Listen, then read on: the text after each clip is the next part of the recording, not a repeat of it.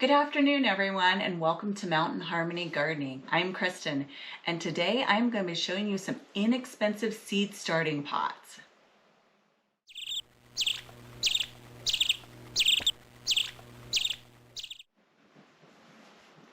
Today I'm going to be showing you 4 inexpensive ways that you can start your seeds. Instead of using the trays that I use, I want to show you guys an alternative to that. And all of these materials I'm going to be using today are recycled. The first one I'm going to start with is a simple water jug. And I know that in my 14 tips to save you guys money in your garden, this was one of the tips that I showed you guys. And I want to show you real quick how I make them. You're going to need a pair of scissors or a razor knife. And you want to judge how deep you want this. Probably just like a couple of inches is good for starting your seeds. And you just want to poke it in and then just cut all the way around. It's okay if it's not even.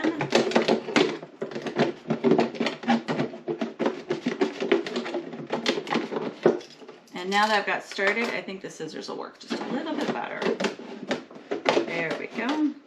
And you don't want to cut all the way around.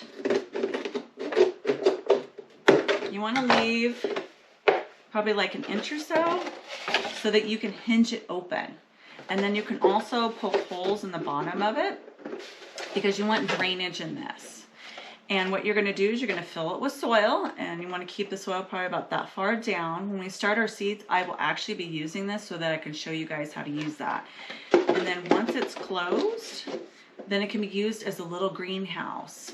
And this is a great way to start your seeds, and you can start quite a few seeds in something this large. Now the next thing I want to show you guys is recycled pots. And what I mean by this is these are the pots that my cactuses came in recently when I did the video last Friday. I like to save these size pots because they are really good for starting some of your larger seeds. Like these would be good for your pepper plants. That way you don't have to pot them up quite as often as some of those little tiny seed starting trays that we have. I normally up pot all of my peppers and my tomatoes. So if you can, when you're buying plants, save these. These are like a perfect size for starting seeds. And also if you're buying flowers or any other plants from your garden center and you get those little six packs, go ahead and save those too. I have done that in the past when I was first starting out, is I would buy plants before I started them from seeds, and I would save those. And also if you are hoping to like move all this into your garden, you don't have a lot of space, but maybe you've planted some other plants, save the larger pots too. And that's a good way to recycle, and also since you've already bought the plants, why not save the pots? The next one I want to show you are simple plastic cups. And you can tell by the writing on these that I've used these in the past. I like to save these if they're not damaged, and these ones aren't. They're still in pretty good shape. Sometimes these kind of clear ones deteriorate a little bit faster, but the heavier duty cups, these are Solo cups. I think most people know what a Solo cup is. These ones that are a little bit thicker last a little bit longer. And these are the cups that I use to up pot my peppers and my tomato plants in. Now, these ones I've used for a couple years because there's like several labels on here where I've crossed them off. But you can also just simply start your seeds in these. At my son's school, we have a plant sale every spring, and this is what I recommended to the teacher to start all of the plants in, and it's great. It's super inexpensive and it holds quite a bit of soil, so your plant can actually be in here for quite a bit longer than in the little tiny seed starting trays.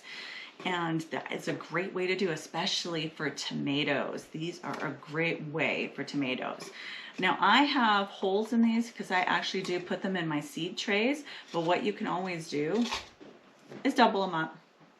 So just put holes in your first one and then don't put them in the second one. And there you go. Now you have a tray for that one. Now, one that I just found more recently is paper pots.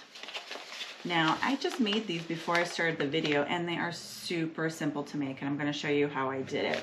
And I made 2 different sizes here.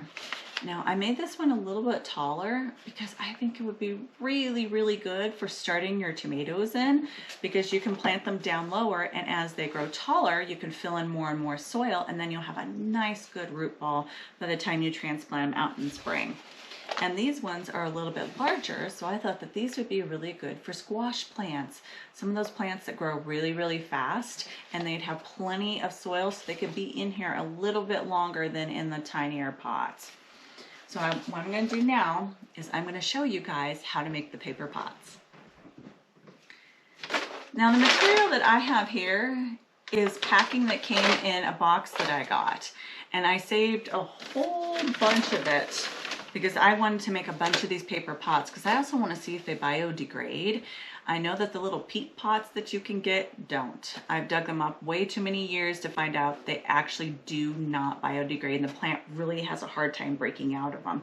I'm hoping, since this is paper, that they will do a lot better. You can also use newspaper as well, because that's a pretty thin material. I would say probably double it up, because this is a really thick type of brown paper since it's used for packing, but there's nothing printed on it. So this is perfect. That way I don't have to worry about dyes or chemicals, anything else going into my plants. And this comes from a place that is pretty sustainable anyways. All right, so what you're gonna do is, this is like really, really, really long. You don't want a pot quite that big, I don't think. So I am just gonna cut this down. I'm gonna cut it in half. And I want to make some more pots for starting my tomatoes in. So I actually used my water bottle that I take to work every single day. And this is like a really good diameter, plus it's really tall. So that way I can get a taller pot out of it. Like if you compare it to the Solo cups, you can see it's even taller than the Solo cups. So I'm hoping that I don't have to transplant my tomatoes this year. All right. So what I did is I just folded over about as tall as I want the pot to be. And I want this to be pretty durable because it's going to be getting wet. And you know, paper and water don't always mix. They kind of turn to mush. So we want to make sure that we have a really good barrier. And now I'm also noticing that when I did this, I wanted to cut off a little bit of the bottom, or else it's going to be too thick. So I just cut off a little narrow strip. And I can hear Lola snoring, sleeping on the couch. It's very funny. Okay. So I wanted to make this first fold right here a little bit thicker. That way when I start it, it has a little bit of a thicker edge on it. And then I just put down my water bottle. I roll it up. And it's way easier to roll than this one. This one was a little bit harder because it's not an even shape all the way up. So that's why I like using my water bottle. Okay. Doesn't have to be perfect. And then you take the end and you just fold it in. And then I took my water bottle and I kind of pushed down really hard on it to try to make sure that the bottom was flat. Once you fill these with soil, that'll help out a lot too, and get them wet. It'll kind of make them hold in a little bit better. And then you just simply pull it out and you've got a pot. Look at that, how easy. They don't stand very well right now. But like I said, once you get the soil in them, they'll work great. So here is another kind of bonus one that I've heard about. There's a method called soil blocking, and I'll find a picture for you guys that I can put on screen. And what it is you buy a tool and you use just soil. So you buy the tool, you buy a tray, and then you block out chunks of soil that hold together pretty well, and you plant in that, and then you don't have a pot at all. So I think the tool is probably a little bit more expensive to start with. I will definitely find that price for you when I'm looking for this, and I'll put some of that in the description as well. But that's another method that you guys can try. I have also used over the years like cottage cheese containers, sour cream containers, any of that little bit thicker plastic but a little bit more shallow are great for starting seeds in. So you definitely want to try something like that. I hope that these ideas for easy seed starting and inexpensive seed starting pots will help you guys out to get started in growing your own garden. Next Friday, we are going to be doing the video on starting seeds. I am so excited. I'm actually going to be filming it this Sunday for you guys. And I can't believe it's already time to start seeds. I love this time of year because it's like a magical time when the seeds pop up out of the ground, and I just love it. And it also means that spring is right around the corner. And for us, it really is. The snow is almost all gone. If you watched my garden tour on Wednesday for Valentine's Day, you'll see that we really don't have much snow left. So I am very excited to start all this for you guys. If you have any questions on any of this, as always, just put your questions down in the comments below. And please do not forget to like, subscribe, share, and comment. Happy gardening, everyone.